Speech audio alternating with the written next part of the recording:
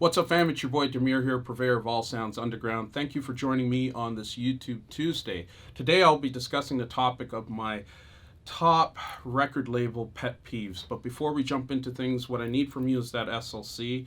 Hit subscribe, like, comment, and of course hit the notifications bell to stay in tune with the new videos that we have coming. Alright, so let's jump into it.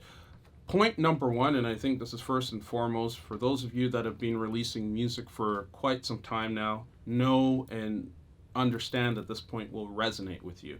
Number one is labels not sending royalty statements to know how your release is done, when you should expect payout, and things of that nature. It is my number one pet peeve, but I can tell you it's unfortunately pretty normal. You will have to, from time to time, follow up with labels and ask where your statement is, because everyone is busy. Some labels are more proactive than others, but you also need to take specific action as an artist to ensure that you're receiving regular statements on the progress of your release. Point number two are labels that are sitting on tracks. This has happened to me along with a lot of my other colleagues, where you've released music, have signed it, it's sat with the label for over 2 years, and they're still not releasing it despite the number of follow-ups.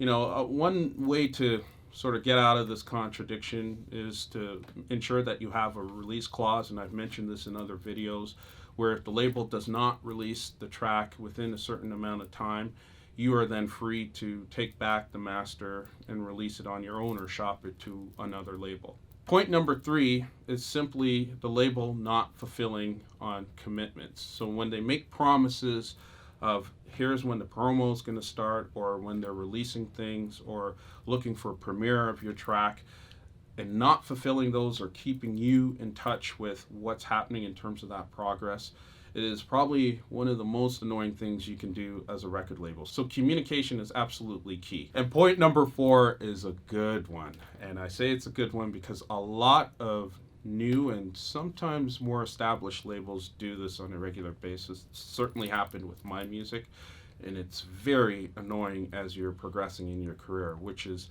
labels releasing your music blindly or re-releasing it without any coordination with you as the artist. You don't want to be that label that simply just puts out music blindly and doesn't contact the artist to ensure that it's not conflicting with any of their other future releases coming. There's nothing wrong with adhering to contracts and you having the right as a label to put out music over a series of years, whether you put some remixes onto it, whatever the agreement that was discussed or signed to, those things are fine, but it still requires the communication to coordinate things effectively so it works out well for both parties. And point number five, this one is probably one of my most annoying ones, and if you're a new or established record label that does this, you need to make sure you go on another course and or trajectory concerning the matter of remixes and not providing feedback to the artists and letting them know what's happening with the remix.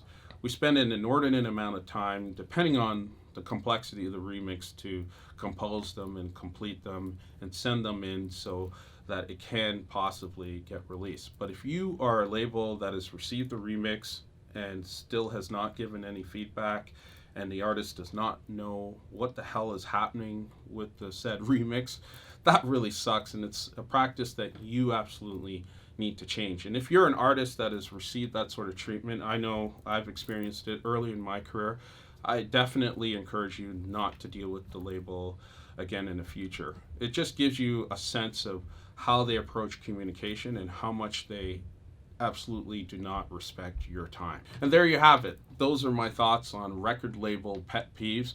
Let me know what you think. Please ensure that you comment. I usually get back to comments and responses within 24 hours of posting these videos. So I'd be interested in your thoughts. And if you haven't done so already, ensure that you hit like and subscribe, and more importantly, the notifications bell. Much love and respect to you.